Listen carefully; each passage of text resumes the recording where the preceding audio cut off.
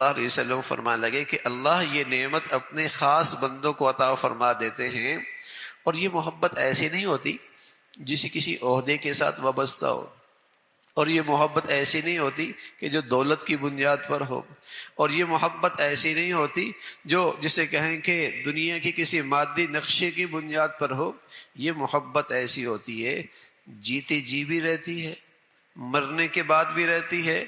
اور ہمیشہ یہ عظمت اور محبت دل میں رہتی۔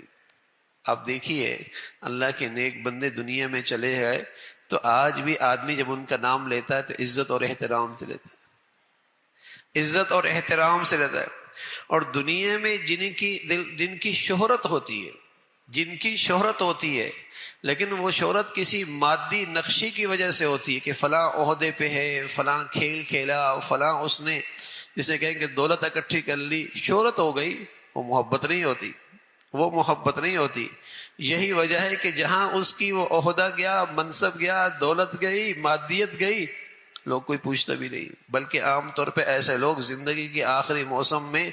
اتنی تنہائی میں چلے جاتے ہیں کہ ڈپریشن میں چلے جاتے ہیں، کوئی پوچھتا ہی نہیں، کوئی ملتا ہی نہیں ہے، کوئی پیغام ہی نہیں بھیجتا۔ پہلے اتنی شہرت، جہاں جائیں تو لوگ اکٹھے ہو جاتے، عہدہ گیا، منصب گیا، مادیت گئی، لوگ پوچھنے لوگوں نے چھوڑ دیا، تو وہ آدمی ڈپریشن میں چلا جاتا ہے کہ کوئی پوچھتا ہی نہیں، کوئی بات ہی نہیں کرتا۔ لیکن یہ جو محبت اللہ کی طرف سے آتی ہے، یہ کسی مادی نقشے کی بنیاد پر نہیں آتی،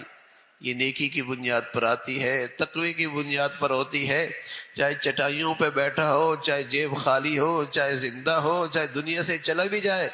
جب بھی دلوں میں محبت رہتی۔ حضرت شیخ الحدیث مولانا زکریا رحمۃ اللہ علیہ فرمانے لگے، ایک مرتبہ میں نے اپنے خطوط کا جائزہ لیا جن میں لوگوں نے مجھے ہدیہ کہہ کر میری طرف خطوط بھیجے، تو جب میں نے ان سارے خطوط کو ایک دن اکٹھا کیا تو مجھے لوگوں نے زندگی میں 10,000 عمرے اور حج زندگی میں ہدیے کیے تھے۔ 10,000 عمرے اور حج زندگی میں حج کیے تھے۔ دیکھا کوئی نہیں، سنا ہوا ہے سہارنپور کے شیخ الحدیث ہیں، اور کوئی کہاں سے آیا اور کوئی یہاں سے آیا،